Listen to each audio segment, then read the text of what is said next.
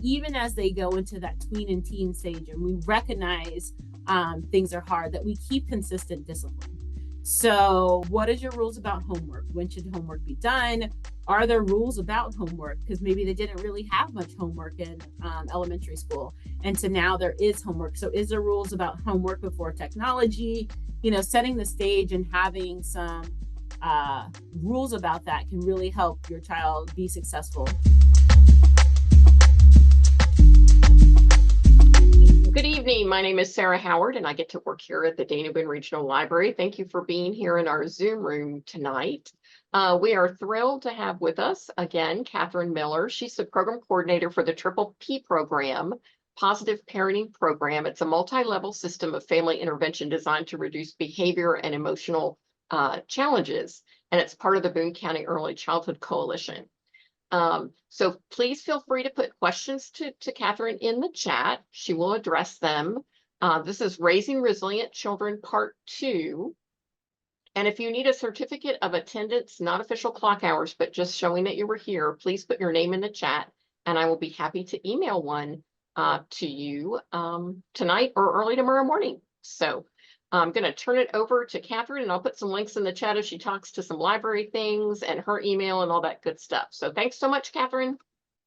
You're welcome. Hi, guys. Welcome.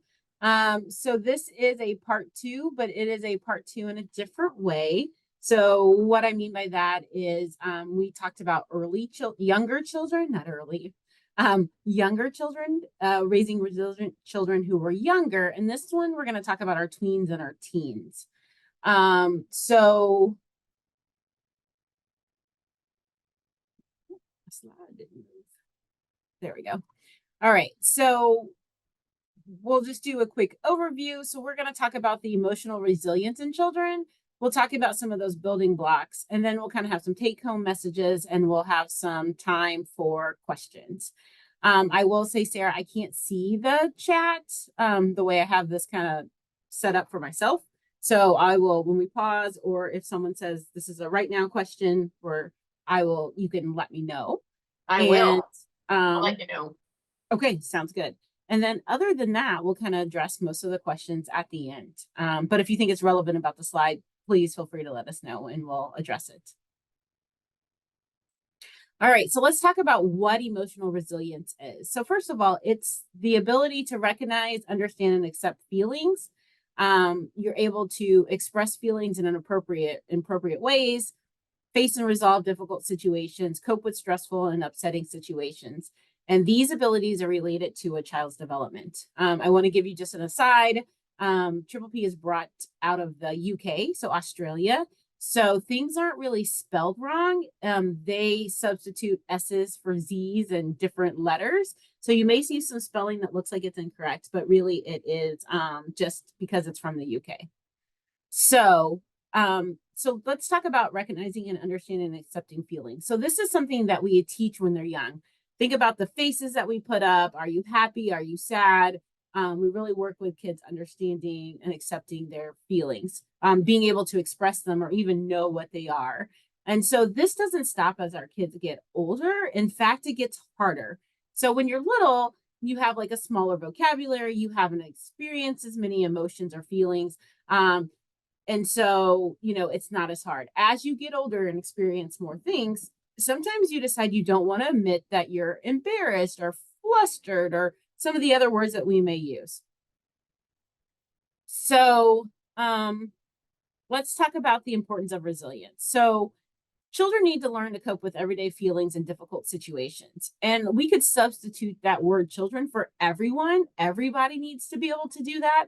And we have adults who struggle with that too. And some of that is because we don't work with children as a whole growing up into adulthood about learning how to express and work on our feelings and emotions.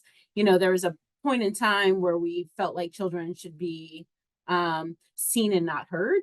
We didn't encourage feeling sharing through generations. And so some of that is kind of harder as they went into adulthood. And you don't know what you don't know until you don't know it, right? So if you didn't get taught to express your feelings and that was acceptable, then you may not have, passed that on to your kids. And then it's a continuous cycle of problems until someone makes a decision that, no, we're going to change things. There are some children who have stressful life events that they have to deal with, that changes the trajectory, good, of how they're able to cope with emotions. We think about traumas that's attached to it, and processing emotions and processing trauma can be hard. We also want to look at resilience in the ways of the ability to cope with feelings that's related to those social skills and relationships. And we'll hit hard on this with our tweens and teens. Tolerance and compassion, and then coping with life experiences. And then we want to look at this kind of from a prevention standpoint. So how do we have the prevention of emotional problems? Again, that's huge in our tween and teens. And I will talk about this even more. We see this more so in the prevalence of our girls, unfortunately. So let's talk about some of the benefits for children. So when you're emotionally resilient, children are caring and socially skilled. They're empathetic and sensitive, and that may be with themselves, but also to the world around them, the people that are in their lives, and maybe even someone they don't know. But they're empathetic and sensitive as a whole. They're able to manage their feelings, and they're able to cope with stress or unpleasant situations. And we say cope, meaning something bad may happen, but we're able to recognize that, identify that, and work through the feelings that we have associated with. And then they're less likely to resort to unhelpful ways of coping. And so we'll talk about what that looks like in our tweens and teens a little bit later. So let's kind of talk about these building blocks, and then we'll go through them one by one. So we want children who are emotionally resilient to be able to recognize and accept their feelings, to expressing feelings appropriately. They're going to have a positive outlook on life. They're able to have developing coping skills. They're able to develop those coping skills. And they're also able to deal with negative feelings. So it's not that they're not going to have those negative feelings, but we want them to learn how to cope and deal with them. And then we also want our tweens and teens to understand that there is going to be stressful life events that they'll have to deal with. So how do they deal with it? How do they navigate through when something is stressful, and what do they do? So those are the building blocks that we'll run through. So that first one, where we're recognizing and accepting feelings. So let's look at this developmentally. So children gradually learn to recognize and understand their emotions and those of others. They become aware of different feelings. They learn words to describe their feelings. And then, as we talked about it, they develop more complex feelings. So those are related to their language, thinking, and experiences. So when we think about children at a young age, again, they have less words, they have less life experiences. As they grow, they have more life experiences. Depending on if they're maybe in a childcare setting, they're going to have different experiences than those who are outside the childcare setting. So just their world around them, how they associate in the world, the things that they do, their experience with others, will kind of shape and mold their emotions and feelings and how to express those.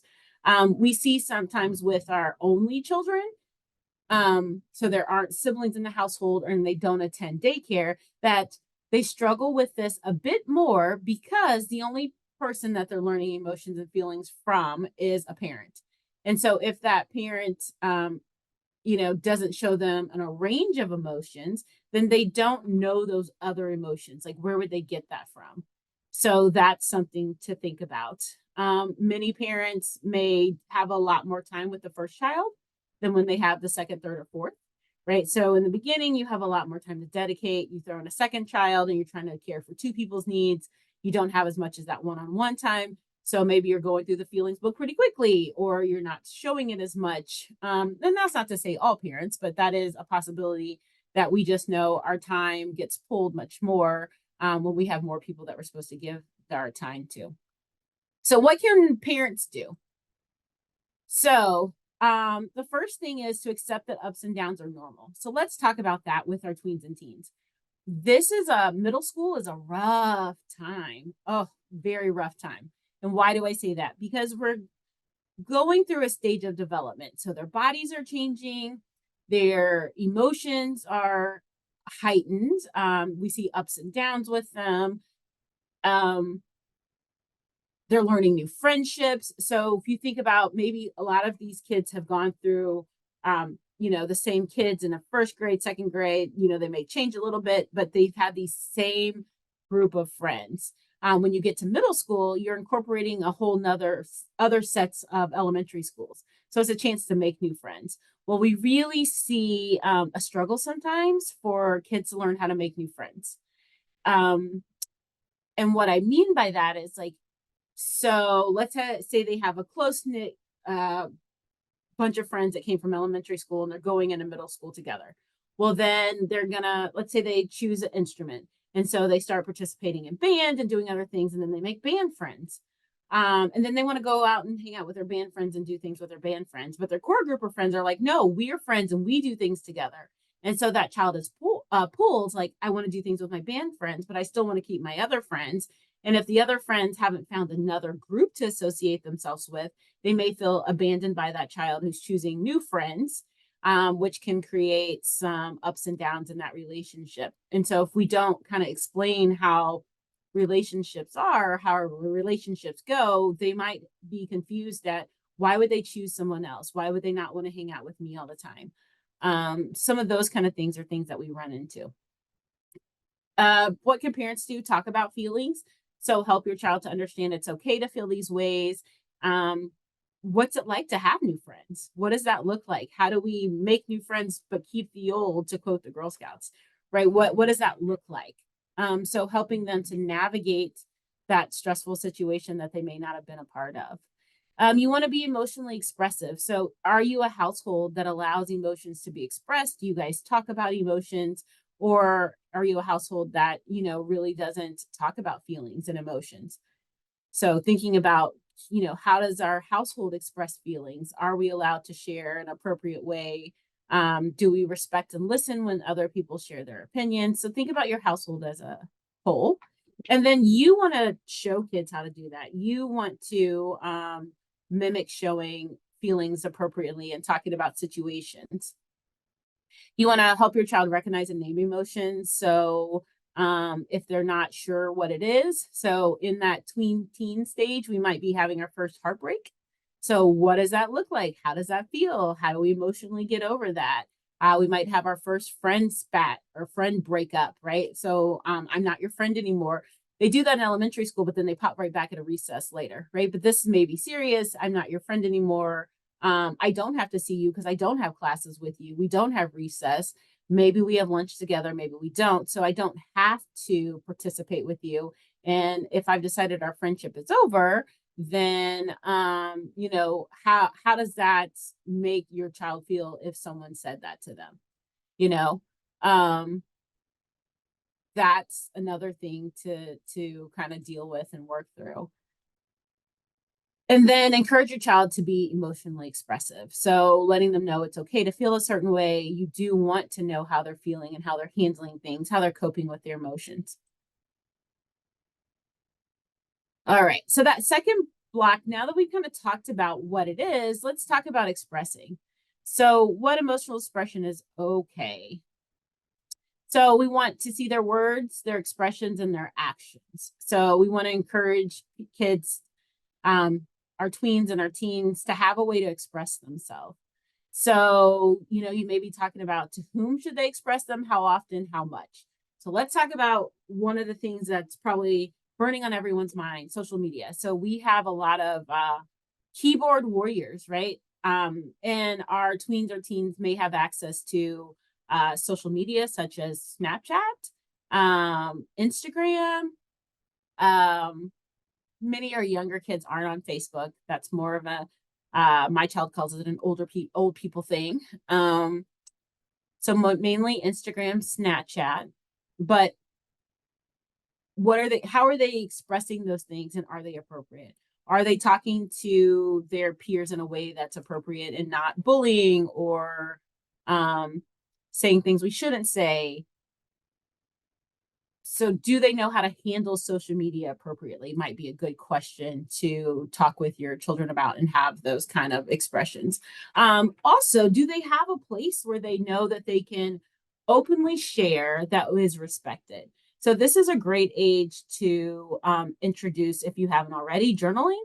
So kids being able to write down their emotions and feelings and have an outlet for them, but maybe it's not a time or place that it's time to discuss them, but they need to get them out and you want them to get them out. So journaling could be good.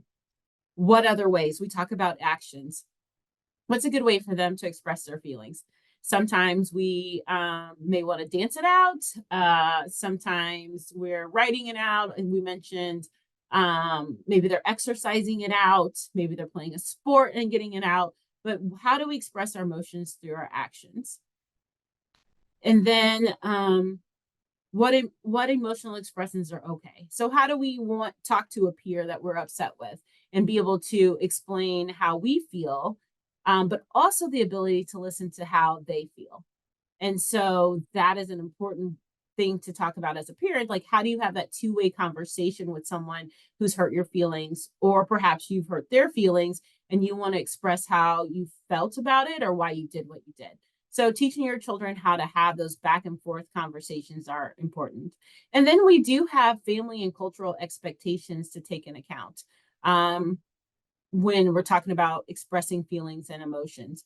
In some cultures, people aren't allowed to talk back to elders, or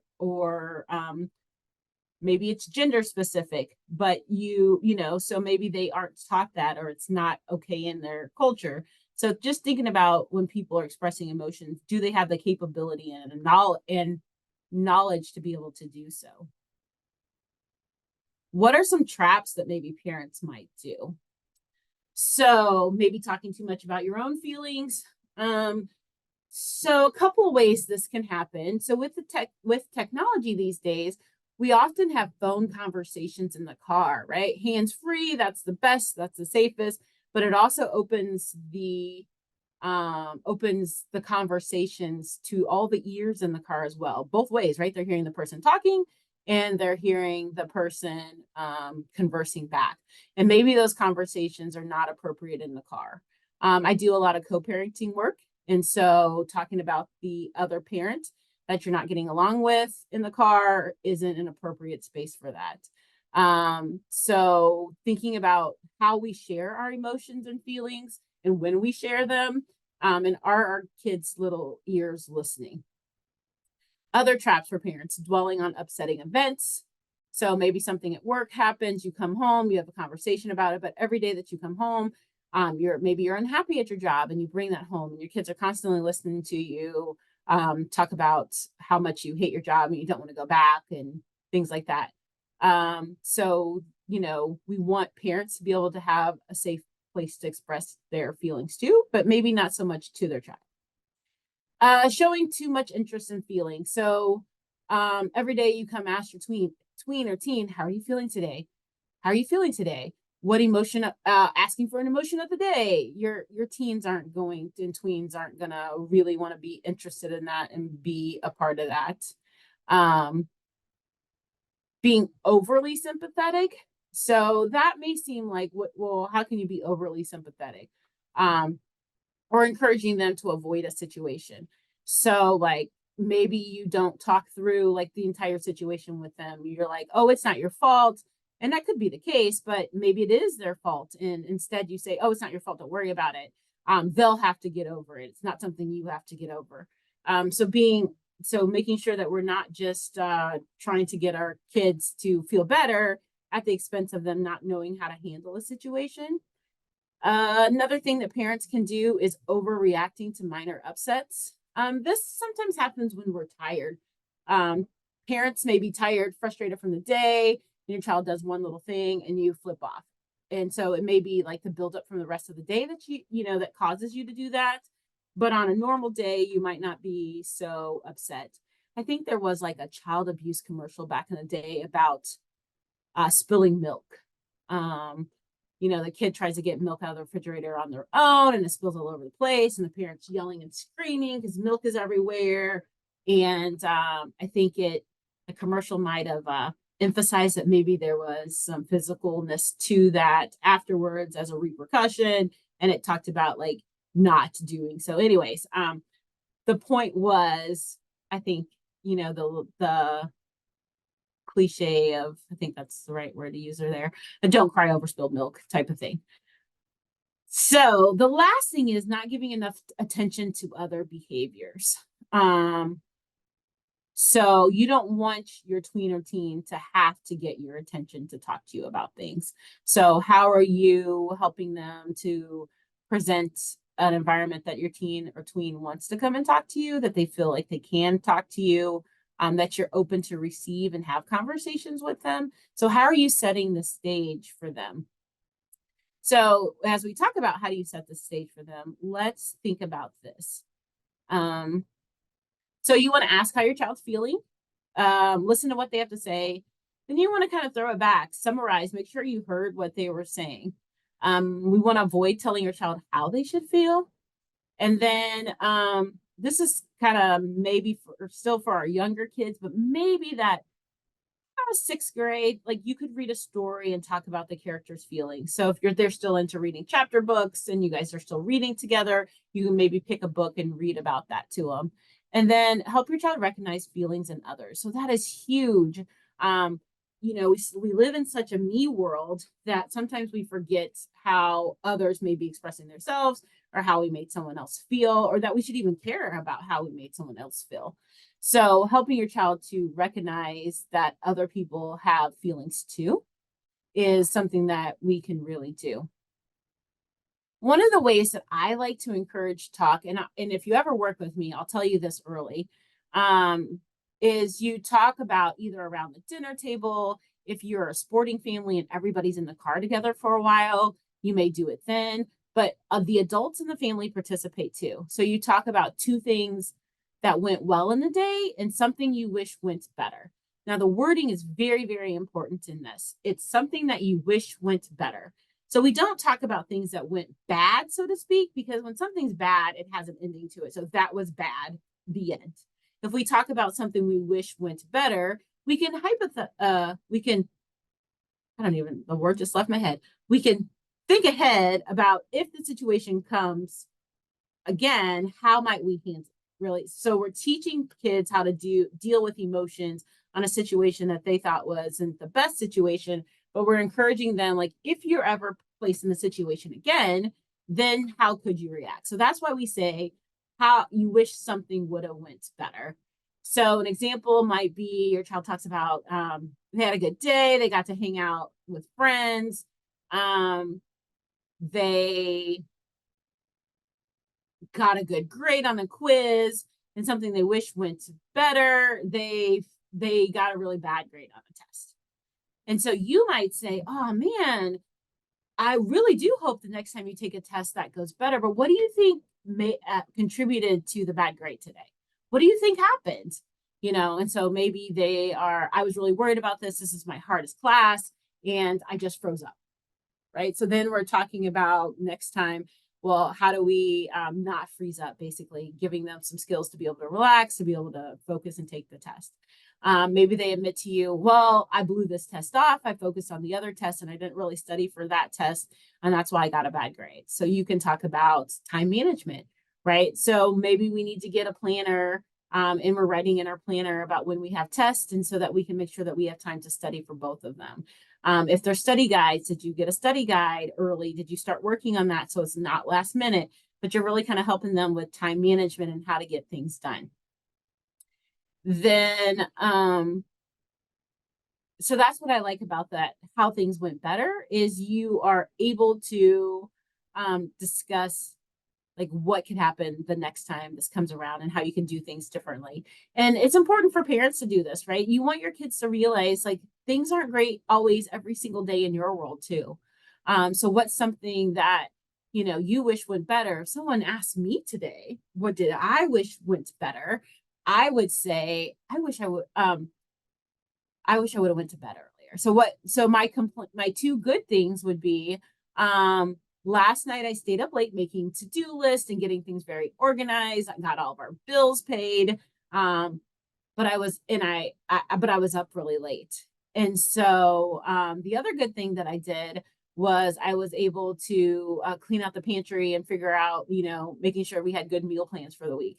Something I wish went better was I wish I would have been to bed earlier because I'm really tired today. So although I got all those things done, it makes for a really long day today. And I just feel like I'm struggling. So even though I was productive yesterday, I'm far less productive today, which maybe kind of evens out. But I'm tired. And so I don't like feeling tired when I have things to do. So it's a learning experience that I got to kind of find a balance so that I still go to bed early, that I can get things done. And so your kid might be like, oh, yeah, it's important to realize that your sleep is important. It does affect your next day. I too need to make sure I go to bed.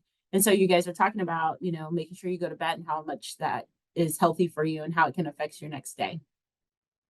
So what else as parents can you do? So you want to encourage your children. So give your children positive attention when expressing feelings in appropriate ways. So we want to talk about those positive feelings, those negative feelings, and then you want to be able to congratulate your child for managing a difficult situation. So, friendships in this middle and tween times are really hard to navigate. And so they may have many conversations about someone was my best friend, they're not my friend anymore, friend group changes. Just try to be cognizant of hearing your kid talk about new friends, encourage and foster new friend relationships. If they're having a struggle with a friend and maybe they're not getting along with them, encourage them to talk about it more, have more conversations. You just want to be able to support your child as they nurture and grow into all these different kind of relationships and tasks they're going to have. They're learning how to manage a schedule, right? They're going from elementary school where they had recess and breaks and lots of space for themselves to I'm switching to 6 different classes. I have homework to manage for all these classes. I now have this huge binder. Every teacher is expecting something from me. Plus, I'm making friend groups and managing friends. I may be in sports and I'm trying to figure out how I'm going to find time for sports or a band or clubs, right? There's lots of clubs in middle school for you to join. So kids are really trying to learn how to adult, so to speak, so adult worlds. So helping them to be able to navigate that and learn time management is really going to be important. And when your kids get some of that down, you want to congratulate them and say, I know that was hard. I know that was a lot of work, but I'm really proud of you for accomplishing that.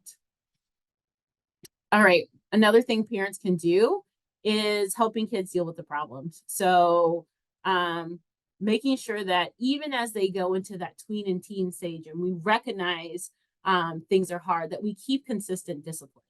So what is your rules about homework? When should homework be done? Are there rules about homework? Because maybe they didn't really have much homework in elementary school. And so now there is homework. So is there rules about homework before technology? Setting the stage and having some rules about that can really help your child be successful on the front end. When you're talking about discipline, you want to kind of acknowledge their feelings in this, right? You want to make sure that they understand the boundaries and parameters that you're setting forth and have them be a part of it. So you want to tell your child what when we're talking about discipline and dealing with problems, you want to tell your child what to stop doing. So like perhaps they're staying up late and they're on screens too late. And so you're telling them, hey, we're not being on screens. A rule for the house is that phones are turned in at 9 p.m. every night. And so let's kind of work through what that might look like. So we would have always, before we're going to make rules in the house or changes, we have what's called a family meeting. So we bring everybody in that the change is going to affect or that may be giving consequences to these rules as one. And we talk about, hey, we're going to have some new rules in the house. And a good time to do that would be before school starts. So we're planning ahead and being, I think we talked about this in the beginning, preventative, right? So we're not waiting until there's a problem with the phone. We're setting rules and boundaries ahead of time to be successful. So you can acknowledge your feelings. I know your phone is really important to you. You use it as a way to communicate with friends. Maybe it's a source of entertainment for you. I see some kids argue with parents as it's their wake up. That's how they wake themselves up, right? They need their alarm clock, so they can't turn their phone in at night. Yes, you can. We'll get you an alarm clock. We'll find another means. I'll wake you up, whatever it is. But acknowledge their feelings in terms of like, they want to have their phones with them and they don't really want to give them to you. So this might be a push pull. And then you're going to tell your kids what's going to happen. So the new rule in the house is at 9 o'clock, all phones come to our bedroom, go to the living room, go to the charging station, whatever the case of where it's going to be. All phones are going to be checked in at night at 9 p.m. on school nights. And then you can check them out at, I don't know, whatever time they get up, 6 a.m. You can check them back out. But this is going to be the rule. You're going to give a brief explanation for why. So we're setting this rule so everyone can be successful. I want you to have a good night's rest. I want you to be able to fall asleep, because we know like being on screens right before bed can cause a decrease in being able to fall asleep. So you're kind of having that conversation. You want to tell your child what they can do instead. Again, we mentioned if they need an alarm clock, let's say they can't, I need to fall asleep with music. So how can we help them fall asleep with, do we need to put a sound machine in there, or do they have I have one in here, so I'll spell it. Do you have an Alexa or one of the Google things that you can play music through? How can you help them compensate for not having their phones? And then you can tell them what the consequence is for breaking that rule. So if the phone's not turned in by 9 p.m., what's the consequence for doing so? And making sure you have some backup consequences if needed.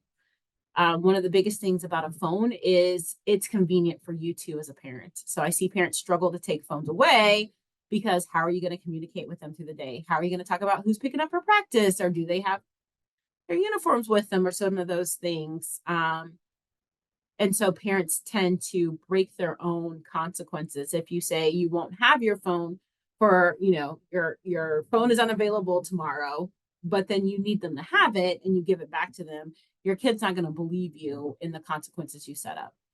So that's one way of dealing with the problems and kind of having a family meeting and sitting it down and talking about that. The third building block we're going to look at is building a positive outlook. So we want to encourage kids to have an optimistic outlook on things, to have optimistic thinking, so that I can do things. We will work through this. We want to have them be curious and explore things. And what we mean by that is, hey, yeah, join the band, see if you like it, take strength training this semester. Might be something that you're good at, or that you really learned to do. I'm encouraging them to take the classes, to try new things, and then be content with it is a trial. So if you don't like strength training, we got to finish this semester, but you don't have to take it again. Some of those kind of things. So encourage them to try new things. What can you do as a parent? Model being optimistic. Have some family goals, or some goals that they're working on or you're working on, and share them with each other. Encourage the initiative and creativity to take charge and lead and do things for yourself. Encourage activities where your child will experience success. So you may be setting them up with, trying to think of something that's our tweens and teens might do. Maybe you're going to work with them on their first babysitting gig. And so, you want to teach them all the proper rules if they haven't taken a babysitting class. And so you you have the parent drop the child that they're babysitting off with you. You kind of hang around and also babysit, so that you can show them things to do, make sure they know how to babysit correctly, and just kind of walk through the experience with them. You want to show your child how to have control over events in their lives. So how do they take charge? How do they make their own schedule? How are they setting themselves up for success? Make sure you're pointing out what your child does well. So when you see them doing a good job, make sure you're encouraging them and telling them they're doing a good job. And also talk about the good side of things, right? So sometimes things are harder before they get easier. And it's okay to tell our kids that, just hang on, things will get better. I have a college age kid, and they're, the first part of the semester was a breeze, and now we're getting into the harder pieces, because they're going to have interim reports. No, that's this age, midterm reports for them. And they're like, I want to drop this class. I don't even want to keep taking it because the teacher's asking too much. I'm like, hey, you can't. You have a scholarship. You got to keep 15 hours. There's really too late to start a new class. You'd be behind. You can really do this. What kind of things are you doing for yourself to be successful? If this is a harder class, maybe you need to add more study time in for this class. So think about how much time you are studying for this class, and then think about how much more do you need to feel successful. So, I'm kind of setting the stage that quitting isn't an option for this class. So how can you do things better so that you're more successful? So, we're talking about that. And then the first time they have a good test or they're feeling better about the class, you're reminding them, hey, you were able to make it through. That was really hard for you, but look where you are now. So really kind of encouraging that and modeling that. Encouraging that curiosity in kids. So encourage your child to decide what to do and make their choices in terms of studying, joining new tasks, joining new things. Let them pick out the things that they want to do. So much of their young life is you choosing the things that they want. So I think a little bit ago, they were building schedules, or were you talking with them about, hey, what classes do you want to take? What things are you interested in? Letting them kind of pick through like how they're going to build the rest of their lives. And then be available when your child wants to show you something. So like still with our tweens and teens, they may want to, this age, they may want to show you a TikTok. They may want to show you a reel that they saw on Instagram. Sometimes that's a bonding experience where your love language may be sending each other reels or TikToks or things that you can bond over and laugh at. Because you might not have as much time with them anymore. So that might be, one of their love languages, that you're able of quality time, and whether you're not really with them, but you're bonding over something that you both think is funny. And maybe that's something you used to do, sit on the couch and read together, but now you don't have that time. So now they're sending you things that they find funny, that they have time for when they're not there, and that you can, talk about it later and laugh at it with them. Make sure you're still asking them questions and making comments about their lives and making sure you're still engaging with them. And then this is so huge. Teach your child how to find more information. So many times, kids at this age and that tween and teen stage are still like, but mom, but dad, how do I do this? How do I do that? So you're encouraging them. I love Google. Did you look? Did you type in such and such and such? And so did you watch a video on it? Hey, let me show you how to do it. And then I'll do a piece of it. And then I want you to do a piece of it. So you're just encouraging them on how to be more successful. So the next time they need to do it, they're building the skills to be able to try and do things on their own. You want to encourage contentment, and that kind of looks like model being appreciative and grateful. We still want kids with manners and morals. Again, asking them about their day's highlights. And maybe we're talking about, again, at that table, I love for the family to share experiences and talk about their day. You may want to have them talk about other people's viewpoints. We've mentioned that. And then accepting things that can't be changed. That is so hard sometimes. But we want to work through when, it is what it is, helping them to understand, like, there are some things we can't change. And how do we work through it when we know we can't change it? Is something that you can be modeling and teaching your kids. And then encourage involvement in meaningful activities. And we've gone through a few of those examples. Encourage your child to slow down and take in their world. And so much of our time is from here to here to here. That sometimes we don't take time to just pause and do things with our kids, spend that quality time with them, because we're doing so much. You're running one to baseball, you're running one to gymnastics, one to piano lessons. And so you're just all over the place. And sometimes we just don't breathe and take that quality time to spend with that one-on-one. So that's another thing to do. All right, building block 4, we're developing those coping skills. So I kind of mentioned that, mentioned this. We're talking about problem solving. This is huge. And I actually talk with parents of sometimes older children too. Kids don't know how to problem solve because parents have done so much of that for them. And so how do we take a problem that we have and really work through it as a solution? While they're younger and here with us, maybe they're going to go off to college later or a career path, we're teaching them those problem solving skills and ability. We're encouraging them to have that positive self-talk. So I can get through this. I can make this. I can figure it out. As you're problem solving with them and teaching them, you're talking about so is that helpful? If they're like, I'm never going to make it, I don't know anything, that really negative self-talk, maybe they're saying, I'm stupid, I can't learn. And you're talking about, hey, those aren't helpful thoughts. Absolutely, you can do this. Let's break it down into a smaller piece. Maybe the task is too big for you. Let's break it down. Teaching your kids how to relax mentally and physically. Now, you can only teach someone if you're doing it yourself. So think about what are your self-care things And how can you teach your child about self-care? It's so hard as a parent. And making sure we're teaching our kids how to ask for help and support. And that's often hard for adults to do. I was a single mom and I hated having to ask for help because it made me feel like I wasn't capable. But learning that I could ask for help made more things capable for me. And that was definitely a learning trait that I need to have. So making sure we're asking for help and support. So when I want it to move, it doesn't. When I don't, it won't. All right. So how do you help with that problem solving? You want to set a good example so your kids see you doing it. If they're younger, you can play some games that promote that problem solving. With our really littles, I love I Spy. I Spy with my little eye, and you're describing things and they're trying to figure it out. Or you're talking about puzzle pieces. Does that fit there? Do we need to turn it? Can we twist it? Is it an edge? Is it a middle? So you're encouraging those problem solving as we get with the older stage kids and our younger ones, but you are encouraging your child to find answers.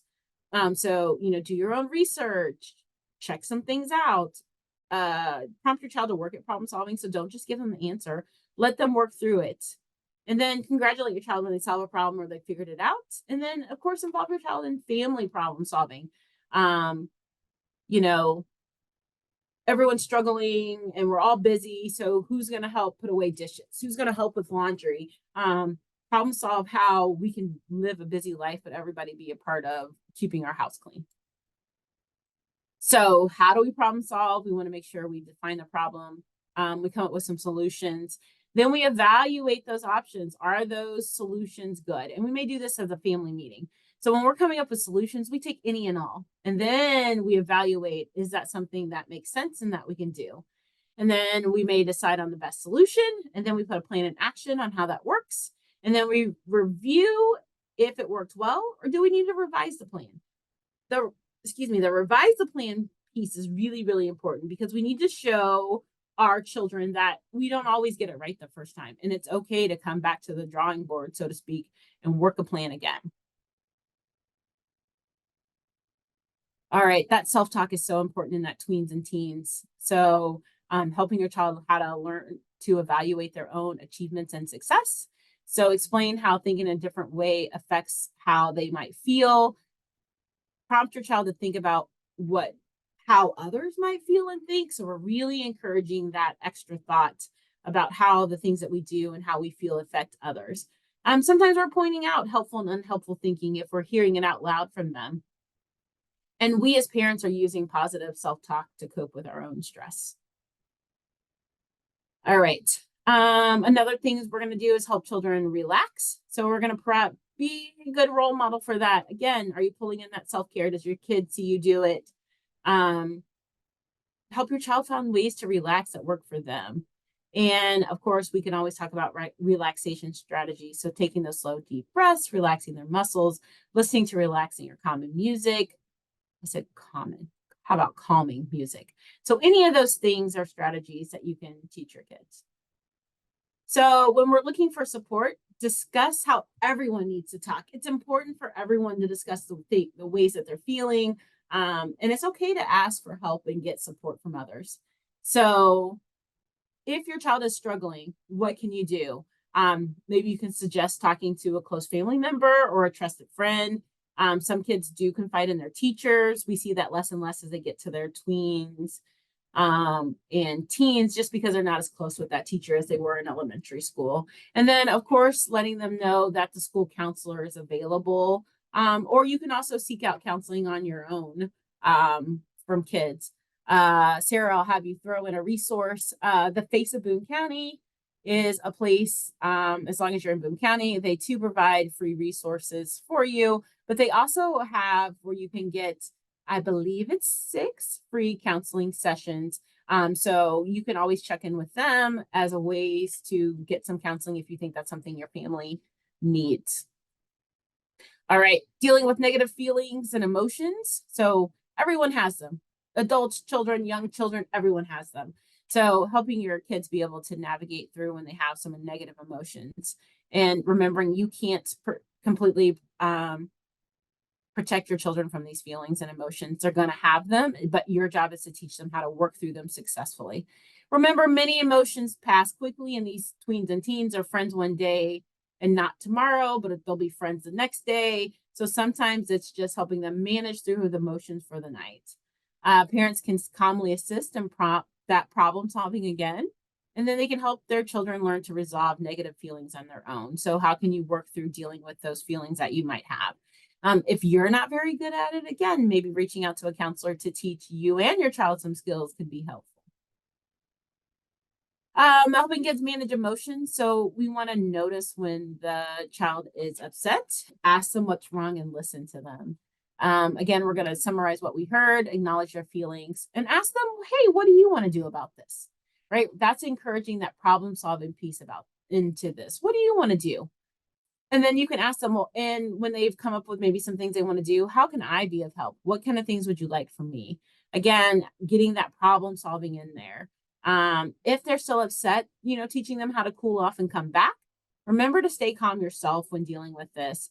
And if it's a conflict with you as a parent, make some time later to come back and talk. So you can say, hey, I think we're really upset and we may need a breather. So let's take a break and then we can come back together and have a conversation about it later. So, how do you prepare for emotions? Again, remember your children are watching you, they're mimicking you, they're learning from you. So, making sure you're setting a good example. You can talk about anxious feelings or feelings that you may have. You may give your kid an example. If they're getting ready to run their first track relay and you ran track, you can say, I remember the first time I ran track. Or you can talk about the first time that you played in a band or the first time that you learn to drive, how you are feeling. So, go ahead and let your kid talk about how you might have felt in a situation to give them an example. Teach your child coping strategies and then encourage them to face their fears gradually. We talk a lot about this, about learning to drive, right? That is huge, huge, huge. So, it may take time to learn how to drive. And parents, you got to stay calm, right? That's not always easy. I taught 3 kids to drive. I can definitely say that's not easy. We want to, again, prompt coping strategies and then praise your child for the efforts that they do. And then I'm talking about dangerous situations. So this is in our tweens and teens. We're not talking about things when they come up. We're talking about things we're being preventative. We're talking about things that may happen to them. So talking about parties, if your kid's going to a party, what kind of things can happen. Don't be naive to think underage drinking doesn't happen. It does. Don't be naive to think your child's never going to try something. But you may want to talk to your kids about, hey, just because someone gives you something doesn't mean you have to take it. Just having those open conversations about drugs and alcohol, sexual behaviors that may happen, feelings about, having a partner, how you might feel. You want to talk about those situations before they come up so that your child is prepared when it does happen. And our last one is stressful life events. So this is whether you're a child, an adult, anyone, these kind of things can happen. Some stressful life events, just change. Everyday change in your routine can cause stress. Problems with their peers. We've talked a lot about that. The tweens and teens have these up and down relationships with peers.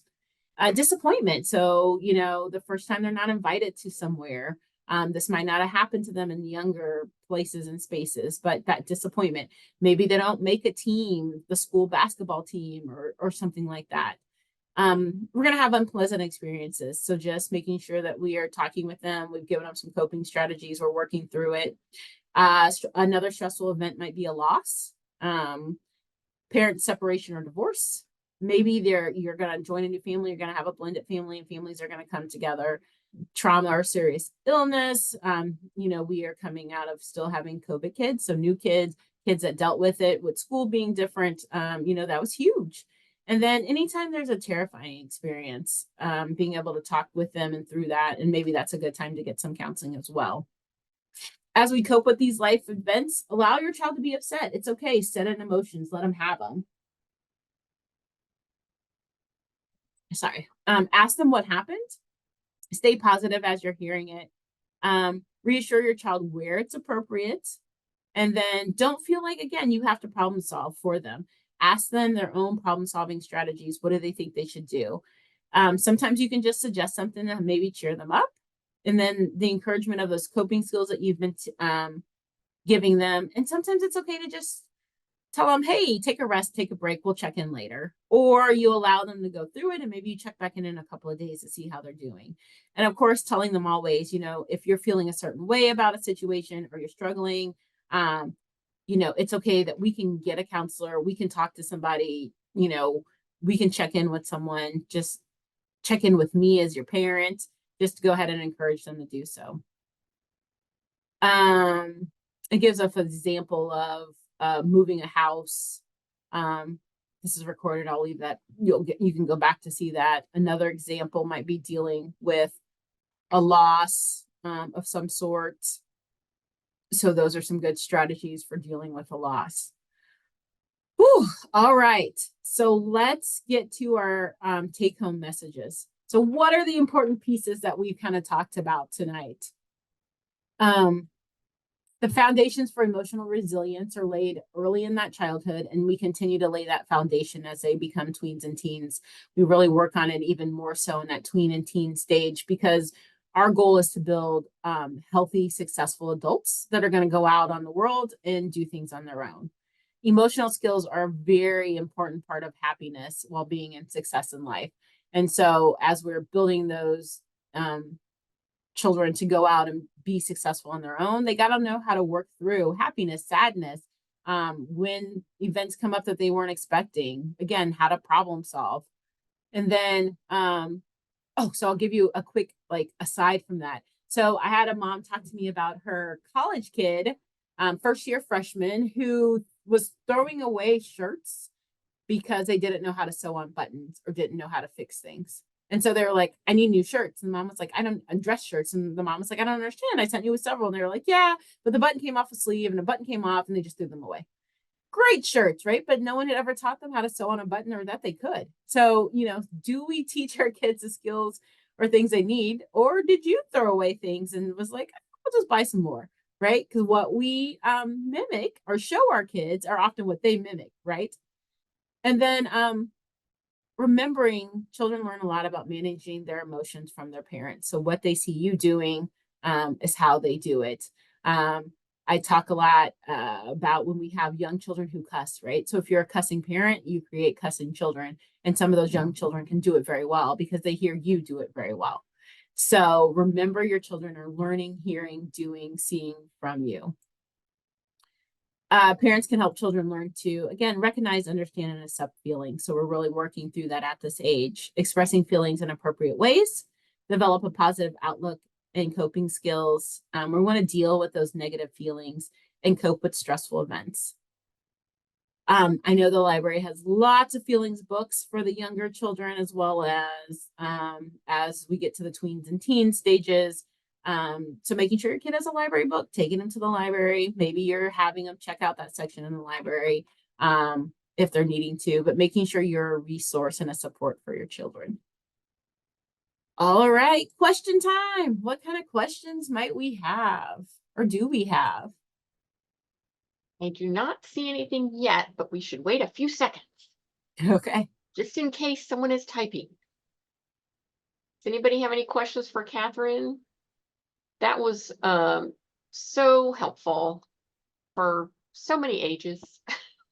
Kind of reminds us as adults the things that we still need to do. Or I often think, sometimes you think, was I taught that as a child? Was I taught that? Do I have the capabilities to teach someone else? Because maybe I've just learned how to cope, but I don't have the abilities to teach, So that might be something that you think about as well. Well, like what you were saying earlier when you were talking about how seen and not heard back in the day. That would be back in my day. And and I'm thinking, were we taught much about our social emotional needs at that time? So I can see some adults struggling these days with self-care even. It's like, Mhm. what? Yeah. What is this thing you speak of?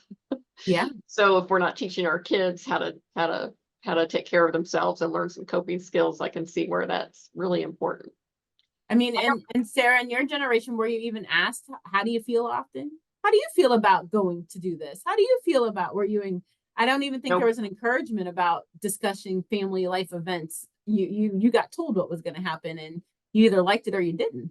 Yeah, for events like that, I did grow up with Mr. Rogers, so that was awesome. Ah, yes, okay. So I was of the age where I claim him because he started when I was that age. Yes. Kind of like a lot of us claim certain picture books because we were of the age when those books came out, so they're really Uh, our books, that kind of thing. yes. Yeah, so Mr. Rogers probably had a lot to do with a lot of kids my age learning to slow things down and think about things, and especially in today's world, everybody's going a mile a minute. It Yes. fits so much in, and sometimes you just got to take a deep breath and go, okay, what's Yeah. next? And Let's I just think regroup. and and Daniel the Tiger was Oh, modeled after Mr. Rogers. yeah. So, that's our new age He's so Mr. sweet. Rogers. He's so sweet. Well, I don't think we have any questions. I'd like to thank everybody for coming. This will be a recording, like Catherine said. And so that should be up in a little bit, probably in a few days, and it'll be on our website. So if you know of anybody that missed tonight and couldn't come, Catherine will be back with us live in person in May and August. So we're working on what theme she's going to do there. So you can come to the library and enjoy her in person as well. So always full of information. I could listen to you speak for hours. You've Thank got you. a great delivery. So thanks everybody for coming and have a good night.